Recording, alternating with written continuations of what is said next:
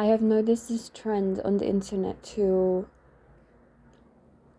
devalue each other's values, and I don't think that this as anything is in and of itself wrong or bad. I don't believe that anything is wrong or right, but I do believe that this trend of questioning each other's accountability so heavily is really pointing to the idea that people's values are so questionable, even if they come from a reliable, trustworthy backgrounds, such as religion or faith or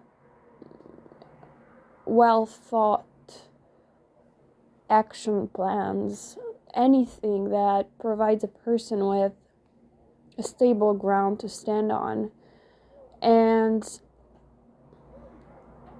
I know that it sounds like I am now trying to fight fire with fire, but as a religious person myself, I really just have recognized that this notion is going on among especially men. As a woman, I'm saying this because men are losing accountability with each other, but this is why spirituality is so important.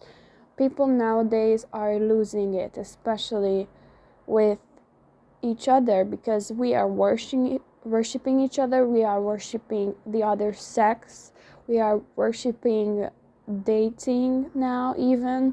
Why? Because we don't have anywhere else to go, and in a lack of opportunity to hold each other accountable and just commit to whatever we find is worthy of our time, we basically follow without a purpose, or a purpose that we know is right, and it doesn't just feel right, but we know is right. So yes, there is a fine line between doing the right thing while also feeling that it's right, and feeling good about doing something that is just destructive to society at large. Now, I know I may be speaking in vague terms, but there are just certain morals and values that we as humans, we should not go beyond, because if we do, then that means taking a step back. I am not saying that taking a step back is destructive in the long run.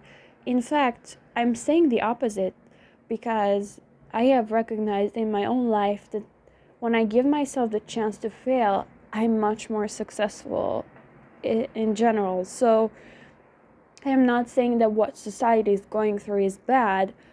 I am just saying that the values that we have forgotten to hold each other accountable for are the very values that may come back in the future, because I am recognizing that women are not being taken care of by men anymore. Men are now the ones who want to be, how can I say, treated well by the other sex. But don't take my word for it. Go and read the Bible. Go and read the Quran. Go choose a religion. Go choose a stream of faith for yourself that you can trust and that you can pour your energy into. Because if you have that as the basis of your values and morals and thinking, and even the way you approach life, then you will be much more stable to progress into a new realm of acting in accordance with things that actually serve humanity. I could argue that spirituality in and of itself may exist to promote the development of human society, but I would be lying if I was to say that this is 100% true in my opinion.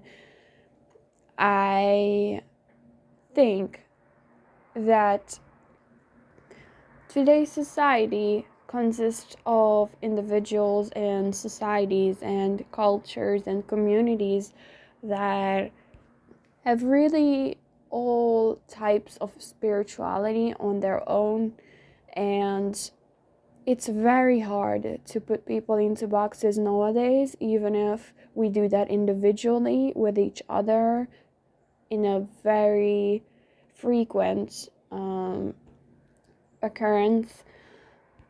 That is not to say that we should put people into boxes based on their spirituality or based on their religious beliefs. However, I am convinced that spirituality or having some kind of a spiritual practice is essential for a human being to exist. Why? Because if we don't have that with our huge brains that has developed over evolution, then we will seek out other ways to find that missing piece of transcending the ego. Not just the ego, but actually our lives, our entire point of being alive. And since we are aware of ourselves, we call ourselves by our names, we do need to escape this bubble of the ego. If not by literally escaping it, then by putting ourselves in the role of someone useful or someone who is not the only person that is in the world, or someone who is not the center of attention, or someone who serves something beyond themselves. So,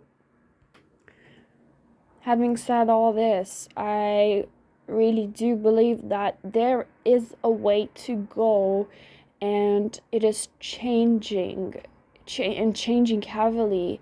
I know this because as a woman I have experienced throughout my multiple years of dating people from the opposite sex that the dating scene has become very hard, especially for women. Women have been raised into a society that has been promising them to will be taking care of them.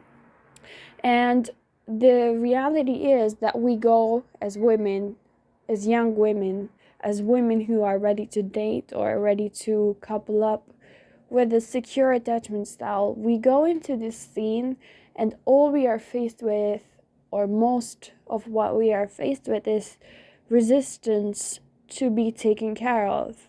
But this is not what humanity has developed into in the past. We come from a past that has been teaching men to take care of the weaker ones. And I'm not saying that womanhood or femininity is weak. I am saying that by labeling softness as weak, we get to more easily perhaps differentiate physical differences, right? Physical differences between men and women.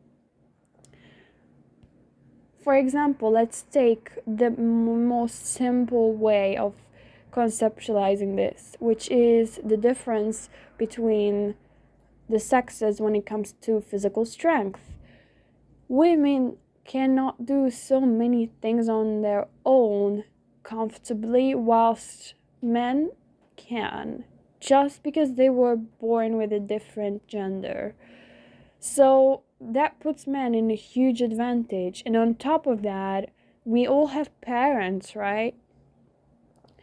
Our parents, if we were lucky, our parents showed a good example of what it's like to have good role models in both genders, but I don't think that's the society we're living right now. I think that parents nowadays are not showing a good example, and because of feminism and the emphasis on how women's roles have become harder and harder to be in the Western society, young women are put especially elevated levels of pressure on.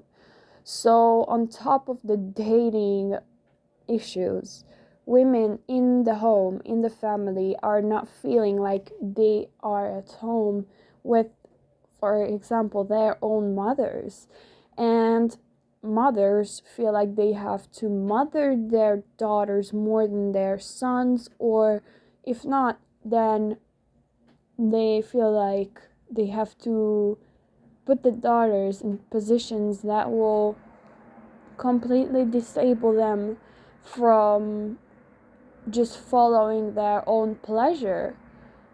Why? Because that is not the situation that they have grown up in or they have been raised into. I'm saying this is the general public. This is the general position of femininity today. So mothers are having a difficult role because what they do is have jobs, and on top of that have children to raise on their own. Even if they're married, emotionally they have to provide for themselves and their children. So it's a double game, right? They have to have jobs just like men, whilst men are sitting in their comfort having jobs, but they're not taking care of their children, are they? Not at least to the degree that mothers are pouring their energy into raising children, even if the raising of their children has finished, because let's say their children have become grown adults. So without the right role models, I completely understand how basically any member of any gender would have a hard time in today's society. But I still believe that there are some good resources to reach back to, like written material that has been accepted by society a long time ago and that is still in rotation for being a good resource for attaining valuable information, which one may want to consider to build their values and morals onto and based on.